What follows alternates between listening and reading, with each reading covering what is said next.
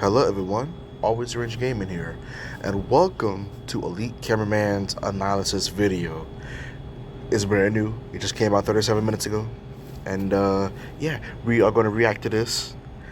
If you want some more, like and subscribe, and here we go. Everyone, Elite Cameraman here. What's up, Elite Cameraman? After a long wait, episode 77 part 1 is finally out, and yes, I'm a little late for the analysis compared to the usual, but worry not because I found some crazy secrets in today's episode. Somehow this episode was around 4 minutes, but it genuinely felt like a 2-minute episode with all the mini stuff happening.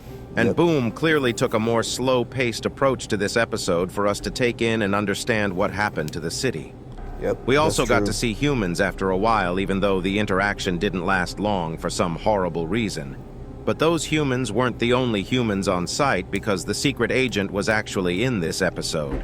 Oh, really? I didn't see many people mentioning him, but he definitely was there, and we may have just found a new object that we are supposed to keep an eye on, just like the chair and the plant.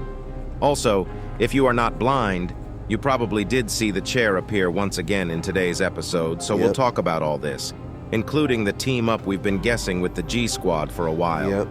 Definitely. This episode seems pretty minor compared to the last couple episodes, but believe me, this is probably just the beginning, and with a double 7 episode, the next parts will definitely be huge. We already know at least one of the Titans will be appearing thanks to Boom, so buckle up and make sure to like this video and subscribe to my channel before I start analyzing the episode and yap about the lore. I mentioned this yesterday on my leaks video, but we were actually losing subs, and thanks to all your support, we actually managed to get 1K subs. I'm a greedy MF, and that ain't enough, bruh. Subscribe to make me not fall off. If it goes like this, my social credit score will keep decreasing, and I'll be kicked from the Skibidi government news agency. Anyways, here we go. Oh, come on, bro. You serious? Oh yeah, make sure y'all hit the like button as well and subscribe. This episode starts in a very cinematic way, and I think this is supposed to portray us what the Alliance and everyone else has been doing after an Astro passes by the screen. The POV cameraman suddenly starts moving, and we see that we were actually hiding inside a lake because of the Astro. After getting out, the POV turns back and tells the scientist Strider to stay back and hide, which might have been for multiple reasons, but knowing what will happen in the episode, he definitely could have come and helped the POV, but that probably would have messed up the plot Boom was going for. So I feel like Bro got left behind for the plot. After getting out, we get a good look at the city that was destroyed completely. And Boom lets us take it in for a second. This definitely was the city from episode 76. There is no doubt about it. And this is probably the large cameraman that was fighting alongside of Scientist Mech. And they probably started hiding right after they killed the Astro they were against. Not just that, but the beginning shows us that cameraman hardware is completely waterproof, and they can probably stay underwater forever. Maybe later in the series we'll get to see a race that actually has been hiding in the oceans all this time, as if they are Atlantis. Also, what's with this tree on the right? It looks so out of place to me. I don't know, I haven't found anything wrong with it, but it just has that Oh, that tree? Wow. I wasn't even suspecting the tree to be there at all, but holy crap. Baka vibe. Only weird thing is the fact that it's not destroyed, even though the building next to it is obliterated. But at the same time, it looks like an object that's stuck to the ground. Even though this might not be a mysterious object, there are 3 objects later in the episode that'll shock you. We happen to see the first object right after the POV cameraman turns to his left, and this is the scene Stake leaked yesterday, and I somehow actually guessed what was happening correctly. I mentioned in my last video that it seems like the POV is zooming in on the chair while a light is flashing at it. Oh my god. And as you have watched the episode, that was what happened. But what does this mean? Did the Alliance always know about the chair? I personally don't think so, because the POV cameraman's reaction made it seem like he was surprised about the chair and confused about what it was. The detective cameraman probably is already working on figuring out what the chair is and its purpose, but let's put that aside for now, because something flashed a light at the chair and the chair went to it. What could this be? As you guys know, only characters we've seen with light have been the TV man, and the large TV man does have a white light that has a similar range, but the problem is that white beam is a lot brighter. This light is a lot more dim compared to it. Could this light be coming out from the mysterious character we saw in episode 74, the supposed computer man?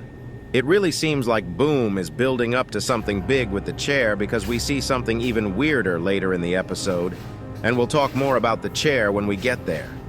After seeing the chair, the POV cameraman instantly flies towards the area ready to shoot at whatever it is, but when he arrives, there is nothing but the plant.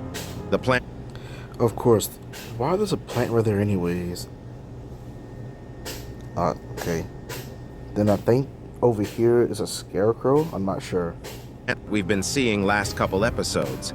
It's just standing there. But in this scene, something else caught my eyes. The payphone on the left, and at first I didn't see anything but in a... Oh, a payphone? Oh, no, that... Oh, I'm blind as hell, bro. few moments, I'll show you the payphone's secret and mention what I think we'll need to look out for in the coming episodes to find the secrets. We don't see anything happen to the plant, but right as the POV cameraman is charging up his laser gun, he hears running sounds and turns to his left. And we are greeted by 5 humans. The one on the front looks like the humans' leader, and it seems like they were hiding in the church, but it was burned by the Astros. I wonder how long they've been hiding here for, because they clearly are stacked up with guns. Only weird thing is the couple in the back. They are definitely... Not gonna lie, I kind of feel sorry for the humans at this point, because they were really fragile against the Astro weapons and everything else. So I kind of feel sorry for them. NPCs. And the human actually talks to the POV cameraman and says, "I've seen likes of you helping out other people. Can you get us to a safer place?" And the dumbass POV cameraman points at the burning church. Blood, how are they gonna get in? And as if nothing happened, he almost turns back to his right. At least he's got a good hunch, because something crazy happens when he turns to his right, which we'll talk about in a second. But before he can charge up his gun and turn to his right, the human interrupts him once again and says, "No, can't you see the church is on fire?" Right before they get interrupted by the ops. I don't know why, but this genuinely felt like it was out of a game. It felt supernatural, so props to Boom for blending it in this perfectly. But before I go and talk about the crazy details you might have missed, watch the clip of the human talking without any interruptions. Don't shoot. We're not enemy. I've seen likes of you helping out other people. Can you get us to a safer place? No. Can't you see? The church is on fire. This also means that the humans have seen other Alliance members before, but it may have been these guys' first time meeting the Alliance. I wonder if there are actually humans who survived and can actually help the fight. I think Boom might at least put one elite human character that'll be like Plunger Cameraman or TV Daddy. But on the topic of characters, who was that next to the payphone? Right as the POV cameraman was about to turn right, we actually get a glimpse of someone standing next to the payphone. If you look closely, this dude clearly has a suit, and it is most likely the secret agent. But what is he doing there? And what's with the payphone? You may not believe me, but a couple seconds after this clip, the payphone and the secret agent will both disappear. But before I show you that, let's talk about the possibilities. First of all, what's the relation with the chair here? What exactly are these random objects? It looks like the clean-looking objects are mostly... I don't think I see it though, but I see the payphone. Okay, I can see this. I can see the secret agent, but I don't see the chair. Some sort of imposter objects. That's why the tree in the beginning of the episode caught me off guard. Maybe that was something similar as well, because it was too clean. So I would keep an eye out for objects that doesn't seem to be damaged at all in an environment that's hella damaged.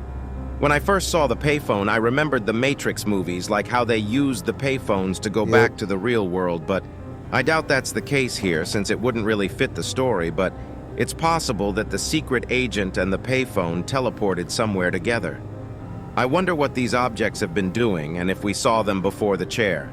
Maybe Boom has been hiding these for a while and we just had no idea. There definitely is going to be a big payoff with these though, because Boom really has been showing them literally every single episode non-stop. With them being confirmed as working for the secret agent at this point, both with the green energy and us seeing them together, it'll be interesting to see their true nature when it's revealed. Right after the secret agent clip is when this episode truly starts. Right when the human stops talking and... My gosh, I'll be back. An Alright, I'm back, guys. Astro toilet instantly starts attacking, That's and I don't know if you second noticed animal. it, but it doesn't aim for the cameraman at first. The first bullets go to the humans, and I think this was intentional. We see the POV cameraman open up his plasma shield as fast as he can and start blasting the Astro with his laser gun, but as he'll see in a moment, it was already too late. Yep. Another Astro shows up as he kills the first one, and he is able to open his shield one more time at the right moment to block the ramming attack of the Astro and explodes it with his laser gun. And this blood turns back to call forth the humans, but they are nothing but corpses at this moment. Bro realizes this and looks back for a moment in silence, but before we continue with what happened, I just want to mention something we saw a few seconds ago. When he was looking at his left, we could see a green car and the plate number is actually visible. Wait, This what? may be nothing, but the fact that it's readable might mean it has a meaning. On this plate it says C04125M. I legit have no idea what this could mean, if it means anything, so I'm just saying it so that if it makes sense to anyone, they can figure it out and let us know. Yep. Anyways, this episode actually reveals quite a lot about the Astros because we actually see them use two new abilities we have not seen before. As the POV cameraman is looking at the corpses, an Astro shows up, but blood suddenly turns invisible. It might not be obvious at first since it looks like he goes inside the smoke, but he definitely turned invisible just like how the secret agent can. That's why the POV cameraman looked confused about where the enemy is, and he suddenly shows up from his left. But this large cameraman definitely has some crazy reflexes. He blocks the first couple attacks, but right when he is charging his laser gun, he gets rammed and was almost killed by the Astro. But as you guys know, the plot armor runs deep in the Skibidi series, and the POV cameraman gets saved by the G-Squad members, and oh boy, these G-Squad members have gotten some crazy upgrades. They legit look so dope, and the way Buff Mutant killed the Astro is insane. Bro squashed his face with his bare hands while looking directly to our fricking soul. Bro could 1-volt 1 TV daddy and an aura off. Band for band. Nah, aura for aura. I would love to see TV daddy and Buff Mutant at the same place at some point. But even though this POV should know that there is a team up happening between the toilets since he was there on episode 76, he still gets up and starts charging his weapon. Like, bro, let's say you shot that laser. What is your plan against this trio? You are cooked, buddy. This guy might have been on the Zaza while all this was going on. Bro's brain might be fried, but that's not important because we hear something crazy right at this exact moment. The SWAT mutant actually starts speaking and says, why Bro is aiming at me, is he stupid? And yeah, I think Blood has a couple screws loose, but let's continue. The Buzzsaw mutant continues with, we saved your life, and the Chad mutant starts walking towards the POV while shaking the ground with each step says, relax, we ain't here to hurt nobody. Time for us to become friends, officially, and the POV just flips him off as if he didn't just get saved, and as if everyone else is not teaming up. But the Buff Mutant just laughs and says, we are not asking, while pulling out his glasses. His facial expressions were crazy, though. This guy is definitely my favorite mutant at this point, but before we continue, here you go, watch the interaction yourself. Why Bro is aiming at me? Is he stupid? We saved your life. Relax. We ain't here to hurt nobody. Time for us to become friends. Officially. Damn. We are not asking. This interaction goes a long way because I think this is the first direct communication we witnessed between the toilets and the Alliance, and especially from the G-Squad, who'll be essential for the fight against the Astros. Their voices are also pretty cool, to be honest. And with that voice line, I guess I was right about the we ain't here to hurt nobody being about the G-Squad team up, even though the bozo called Steak thought I was wrong. Also, while we are talking about Steak, I didn't tell you guys, but Steak voiced over the screams in this episode, and there were multiple screams of his in the episode. Not just that, but Boom actually put his name in the description. Bro is actually canon. Now, I'm actually jealous, though. Bro got a voice cameo and an egg cameo a while ago. Elite cameraman down bad with 0 cameos. Right after this, Astro toilets start attacking the squad. And it seems like they actually have the advantage at first, because the lasers don't even do that much damage on the Astro, showing how durable they are. This results in the assistance of the upgraded DJ toilet coming in, and he is looking drippier than ever using his speakers to knock back the Astro, but Blood continues on blocking all the attacks until our savior, the Strider mech, shows up, and this time with a purple energy instead of blue. Is this maybe an upgraded version of his blue energy? This happens so fast that we don't know if it's more powerful or not, but the color definitely changed. But the Astro still stands and keeps shooting his shots even with his wings broken. True. Bro is too OP and he keeps going until the Michael Jackson toilet shows up and cuts his head off with his new upgraded blades. These yellow accents showing the upgrades look very good as well. Also, this might actually mean that we'll get to see the upgraded G-Man toilet soon, which might come as G-Titan. Boom did say we'd see some Titans in episode 77, and that might include the G-Titan. But all this aside, the Astro toilet literally does not die. Even while beheaded Bro manages to snap out some legs from inside his neck and start attacking the POV cameraman while going crazy. Do Astros have a second heart inside their heads? Like, what the frick? How did it even do that? That's just crazy. But thankfully the buff mutant just yeets off the Astro, exploding it completely. And thanks to him getting saved again, the POV cameraman almost flips off the mutant but decides to thumbs up this time, ending the episode with the buff mutant saying, "Let's go." Next parts are definitely going to be insane, and I legit can't wait for it. If you want to support the channel, you can also become a member. Elite Cameraman out.